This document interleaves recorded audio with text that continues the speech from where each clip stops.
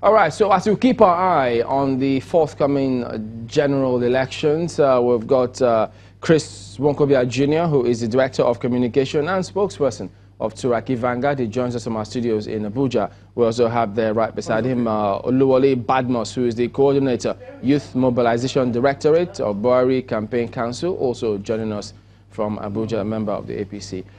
Gentlemen, thank you for joining us today. Let's start from the comments made by the Ondo State Governor after that National Council of State meeting, talking about INEC.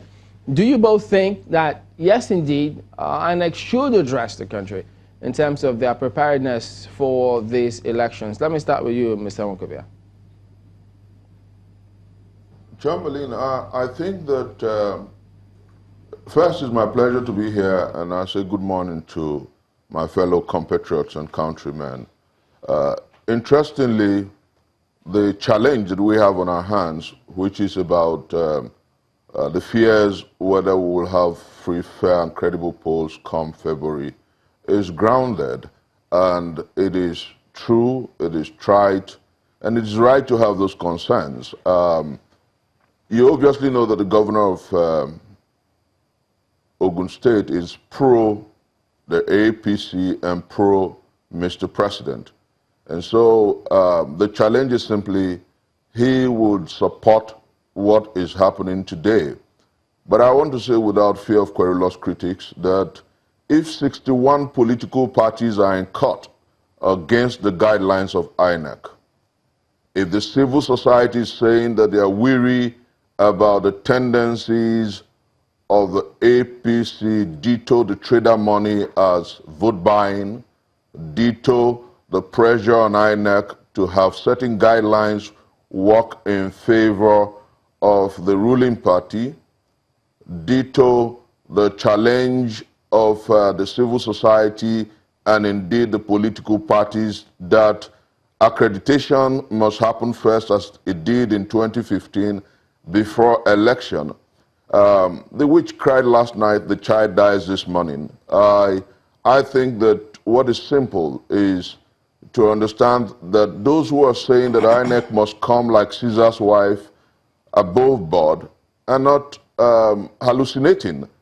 We are not engaged in masturbatory hallucination. We're saying that the time has come for us to insist on nothing but due process, on nothing but credible, free, fair, and proper elections. And anybody who disagrees with that challenge, disagrees with that call, is not in support of deepening and moving our democratic processes forward. That's exactly what we're saying. I think that the time has come for us to stop pandering.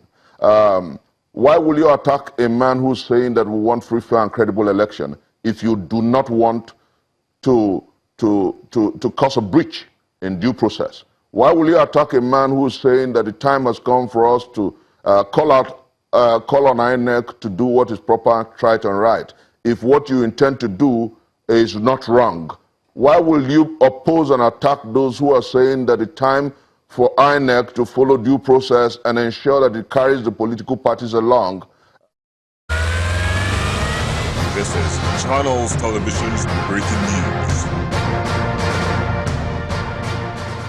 All right, we'll have to interrupt that to bring you this breaking news. We understand that Dr. Ezekwesili on Thursday stepped aside from the presidential race to help build a coalition to defeat the All Progressives Congress and the People's Democratic Party in the February 16, 2019 election.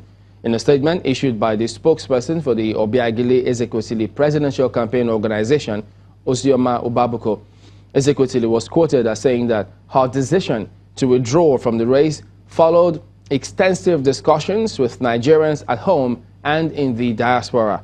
According to her, the action is also prompted by an examination of the country's electoral environment sequel to the 2019 presidential debate of Saturday, January 19, 2019.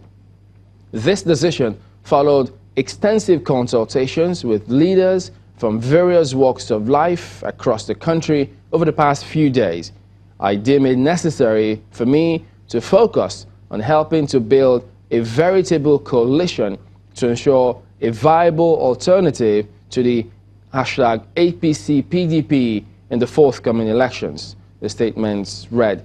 She also said, quote, "It is my ardent belief that this broad coalition for a viable alternative has now become more than ever before an urgent mission for and on behalf of Nigerian citizens. I have therefore chosen to lead the way in demonstrating the much-needed patriotic sacrifice for our national revival and redirection." She also continues saying, quote, "I wish to state that over the past 3 months, I have been in private but extended talks with other candidates to birth a coalition that would allow Nigerians to exercise their choice without feeling helplessly encumbered by the evil twins of #APC PDP. While the deliberations continued, I never hesitated for a moment in my willingness and determination to sacrifice my candidacy in order to facilitate the emergence of the envisaged strong and viable alternative that Nigerians could identify with in our collective search for a new beginning. My commitment to this promising political recalibration has been consistent and in consonance with my agreement at the request of candidates under the Presidential Aspirants Coming Together Pact arrangement in 2008, when I consented to supervise the internal selection process as an outside observer passionate about building an alternative force. She also said, however, despite resistance from the Allied Congress Party of Nigeria on these and other issues, I have decided that it is now necessary to show by action and example my determination on this issue by stepping down my candidacy so as to focus squarely on building the coalition to a logical conclusion. We have no right to allow citizens give in to despair. We will fight for Nigeria together and prove to all that the mess which the political class has now become should not be allowed to destroy our spirits and nation. We are also determined to ensure that the message keeps resonating, that our beloved country deserves better and that we will get the best we deserve. She added, from last year, when I joined the presidential race, I made it clear to Nigerians that the country has always had a 20-year cycle of change, 1959, 1979, and 1999. And as such, 2019 begins another 20-year cycle, and together with all Nigerians of goodwill, I stand ready to play my part to ensure that we do not miss this golden opportunity to sing a new song. There is no more time to waste. Let's get to work.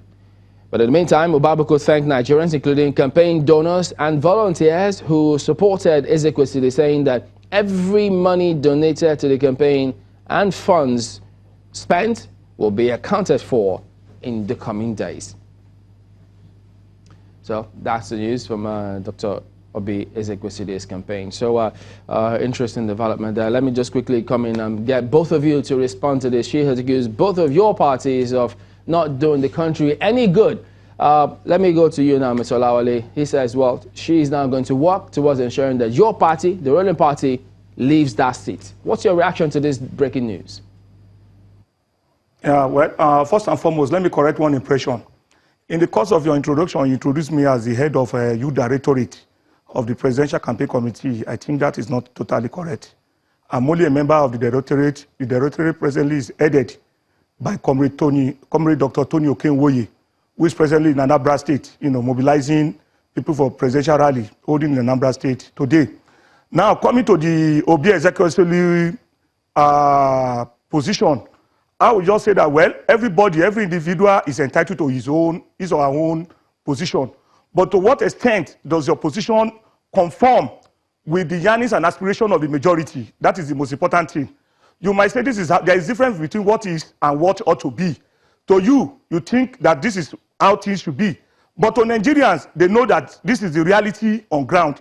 They know the present ruling party in Nigeria have taken them away from the bondage and shenanigans of past years, from the lootings, from the absolute, looting and putting the country on the threshold, of degeneration in the past. And that the present leadership in the country is a country that is putting Nigeria back on the right track of economic progress, of political stability and of advancement of welfare of humanity. We can see abandonment, a lot of infrastructural turnaround being done here and there, both north, west, east, and south. We can see welfare program being initiated. The fight against corruption has never been this, profound like before, to the extent of having a service senator of the ruling party being jailed, by the present government. We have, what's it called? The whistleblower policy, which has yielded a lot of results. And you have a lot of money being taken from the looters in the past and being reinvested into the economy. Now, having said that, I would say that the position of Mrs. Obi Ezekwesili is quite unfortunately, we believe she has been a progressive all along, but if she believes that the president should leave, I quite equally believe that she's not saying that the alternative to Mr. President is the party that have ruled this country for 16 years. Obviously not. I'm sure Obi Ezekwesili will not be talking in that direction. Maybe he's talking for all younger generation to take over, but what structure do they have? Who are the people? How spread? To what are the spread of these political parties? The only one that can say for now, to some extent, is the old alternative, the old rejected alternative. And we are saying that Nigerians have crossed the Red Sea. We cannot go back to Egypt. It is not possible. If we are not good, you are not an alternative to us, because you have been tried and tested. You have been tried in the past and you failed woefully. For 16 years, this country was in doldrum. As at this time, during the 2015 election, we have a situation where 27 local governments in the country were under the firm control of Boko Haram. We have a situation that the National Security Advisor of the country could not even summon the courage to declare it in the country, have to go to Chatham House in London to go and say that Nigerian election must be postponed because of insecurity. That is to show the extent. All right, just a minute. We'll come back to that, but let me also get Mr. Nwankobia to respond to that breaking news. Chris, she didn't cut the PDP any slack either. She wants both parties out.